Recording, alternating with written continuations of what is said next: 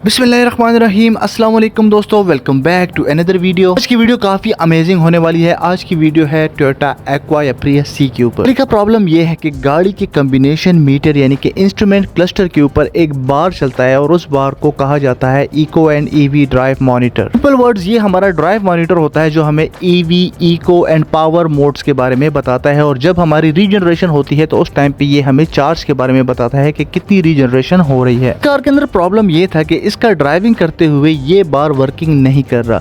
जैसे आपको स्क्रीन पे दिया जा रहा है, नॉर्मली ये ऐसे ही वर्किंग करता है। ये बार जैसे हम ड्राइव करते हैं, जितना एक्सीलेटर पेडल डिप्रेस करते हैं उतना ही ये बार ऊपर जाता है। कार की हिस्ट्री के अंदर U0129 का ट्रबल कोड हमारे पावर मैनेजमेंट ECU के अंदर रिकॉर्डेड था। Fast communication with brake system control module error code history के अंदर मौजूद था और जब हमने इसको क्लियर किया तो ये एरर कोड भी इरेज हो गया और इसके साथ कोई एरर कोड भी नहीं था। तो हिस्ट्री के हिसाब से हमारा ABS नंबर 2 का फ्यूज या हमारी कैन कम्युनिकेशन विद ABS के अंदर प्रॉब्लम हो सकता है। फ्यूज को चेक करने के लिए जैसे ही मैंने फ्यूज बॉक्स ओपन किया तो वहां पे कुछ फ्यूज मुझे कम दिखाई दिए और उन फ्यूजेस के अंदर एक स्टीयरिंग लॉक का फ्यूज भी मौजूद था। ABS नंबर 2 का फ्यूज तो बिल्कुल ठीक था, लेकिन जैसे ही मैंने देखा कि कार तो पुश स्टार्ट है और इसके अंदर स्टीयरिंग लॉक का फ्यूज ही नहीं है, तो हमारा स्टीयरिंग लॉक कैसे वर्किंग कर रहा है। कार के अंदर एंट्री सिस्टम इक्विप्ड करने के साथ साथ उन्होंने हाइब्रिड कंट्रोल ECU भी इसके अंदर इक्विप्ड किया हुआ था, जो कि स्मार्ट की सिस्टम के साथ इक्विप्ड किया जाता है। इसके बाद मैंने उसी एरर कोड का जो हमारे पास हिस्ट्री में मौजूद था उसका हमने फ्रीज फ्रेम डेटा देखा। तो फ्रीज फ्रेम में हमारा 527 एंड 528 दोनों कम्युनिकेशंस के एरर आ रहे थे। हमें रिपेयर मैनुअल में भी यही बता दिया जा रहा है कि हमारा पावर मैनेजमेंट कंट्रोल ECU या हाइब्रिड कंट्रोल ECU का कम्बिनेशन मीटर के साथ कम्युनिकेशन होता है और वो ही कम्युनिकेशन करके कम्बिनेशन मीटर को EV की पोजीशन, हमारा ECM कैन कम्युनिकेशन के जरिए से कम्बिनेशन मीटर को इको एंड पावर की पोजीशन बताता है और हमारा ABS का जो मॉड्यूल है वो ABS का मॉड्यूल कम्बिनेशन मीटर को चार्ज की पोजीशन बताता है। टोयोटा की हाइब्रिड कार्स हैं, उनके अंदर दो तरह की कम्युनिकेशन यूज की जाती है। कैन कम्युनिकेशन उनके अंदर दो होती है। एक कैन कम्युनिकेशन जितने भी कंट्रोल मॉड्यूल्स लगे हुए हैं सबके साथ शेयर की दी जाती है,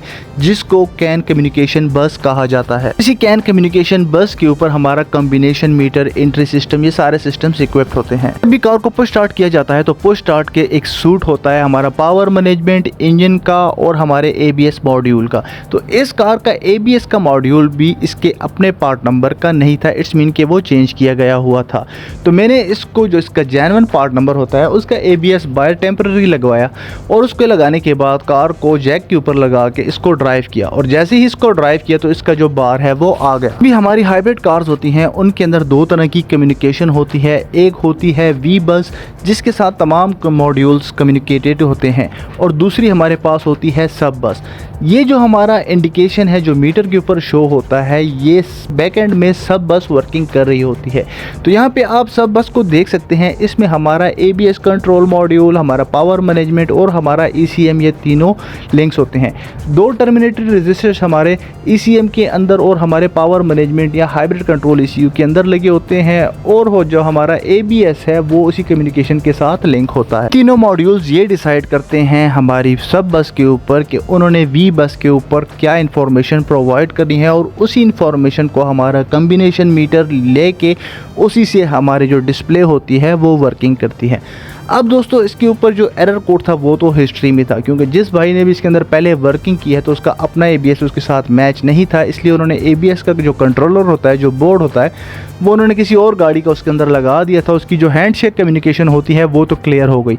हैंडशेक कम्युनिकेशन होती है जब भी हमारे मॉड्यूल्स एक दूसरे के साथ कम्युनिकेट करते हैं, उस सबसे पहले वो हैंडशेक कम्युनिकेशन होता है। हमारी U सीरीज़ वाले जितने भी एरर कोड्स हैं ये हैंडशेक कम्युनिकेशन के एरर कोड्स होते हैं। अगर उनके अंदर कंपैटिबिलिटी नहीं होगी किसी भी मॉड्यूल की कम्युनिकेशन के अंदर तो हमारा U सीरीज़ का एरर कोड आ जाएगा। अब यहाँ पे इत्तेफाकन जो ABS कंट्रोल मॉड्यूल था उसका हैंडशेक कम्युनिकेशन सिग्नल तो बिल्कुल ठीक था, लेकिन जो हमारा दूसरा जो सीरियल प्रोटोकॉल होता है, जो इन्फॉर्मेशन होती है उन्होंने एक दूसरों के साथ शेयर करनी होती है, उस कम्युनिकेशन के अंदर प्रॉब्लम था और उसी की वजह से ये सारा काम हो रहा था, जिसकी वजह से कम्बिनेशन मीटर को एक प्रॉपर सिग्नल मौसूल नहीं हो रहा था। हमने इसके जेन्युइन पार्ट नंबर का जो ABS था उसका सर्किट बोर्ड उठा के उस कार के अंदर लगा दिया।